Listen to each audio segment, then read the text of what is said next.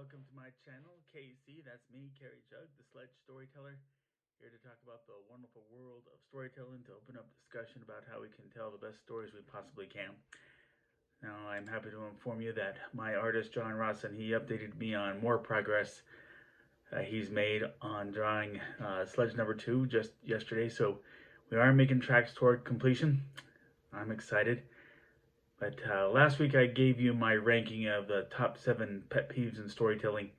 Today it's all about continuity, a dirty word in comics nowadays, and I will elaborate on that toward the end.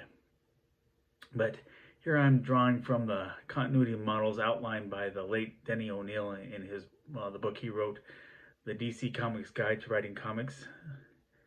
And so, he had it labeled continuity A, continuity B, continuity C. So starting with continuity A, it's about as loose as it can get. All that matters here is character consistency, mainly their personalities.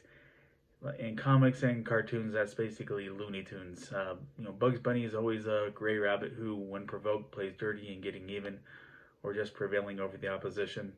Daffy is always the opportunistic black duck who's always on the lookout for the easiest possible method for achieving his scheme for gaining riches or widespread acclaim and glory.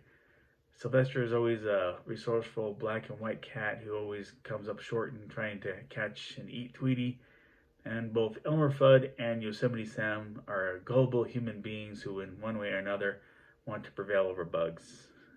But for all those consistencies, the stories usually start with a clean slate, independent of any other, as if the characters are meeting each other for the first time, and often the stories change in settings of both location and place in history.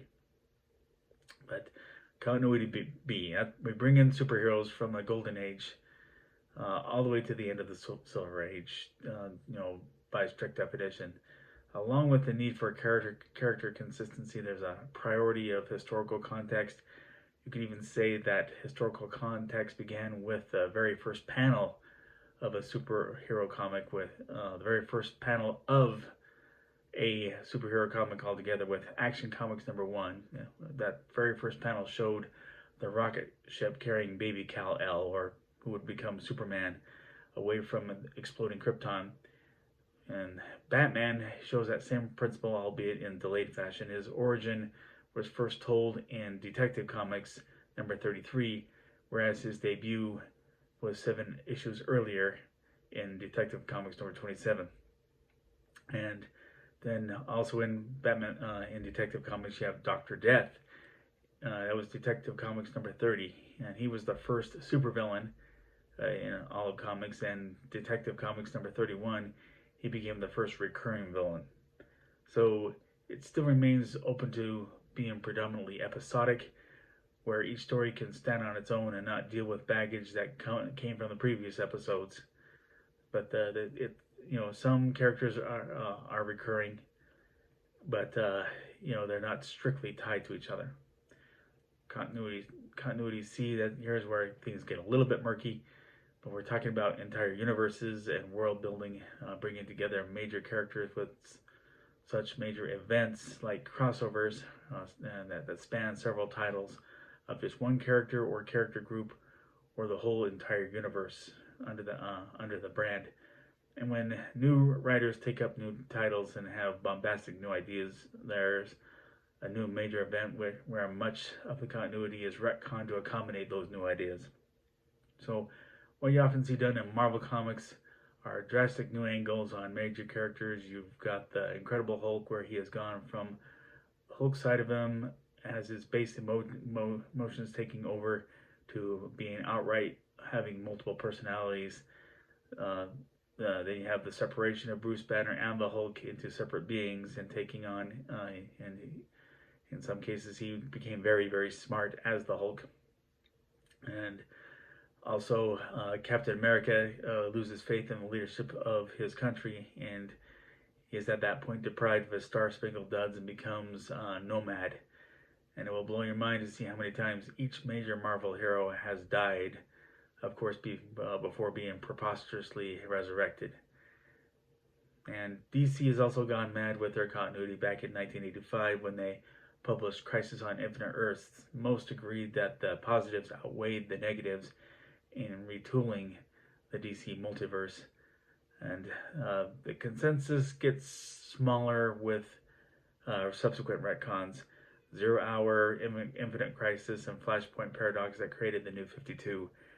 Different writers of Batman went back and forth between Batman knowing that it was Joe Chill who killed his parents to having that retconned, and he is never learning who the killer was, and back to Joe Chill.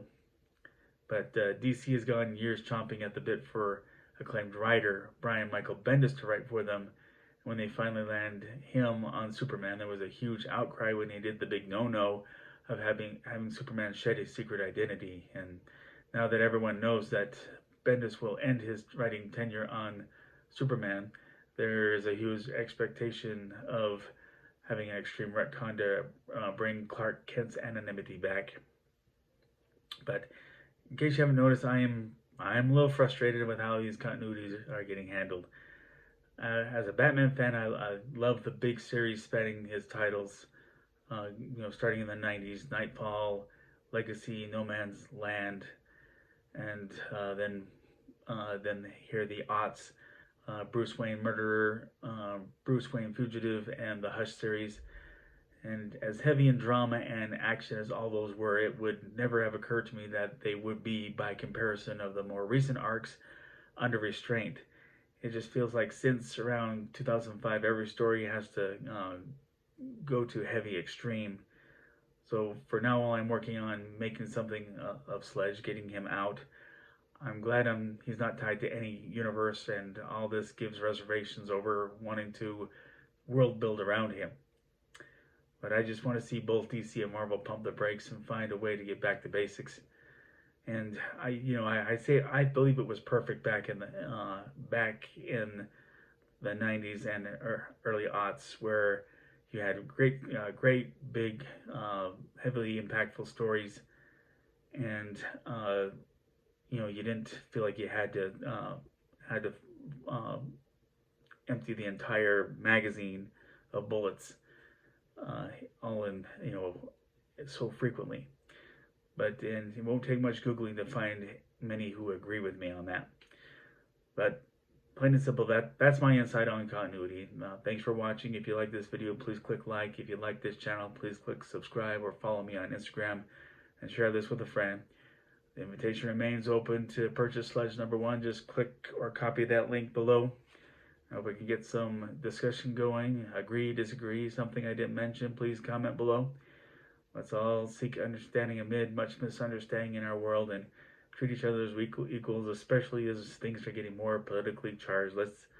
Let's try to act civilly during this time. And amid this health crisis, be safe and God bless.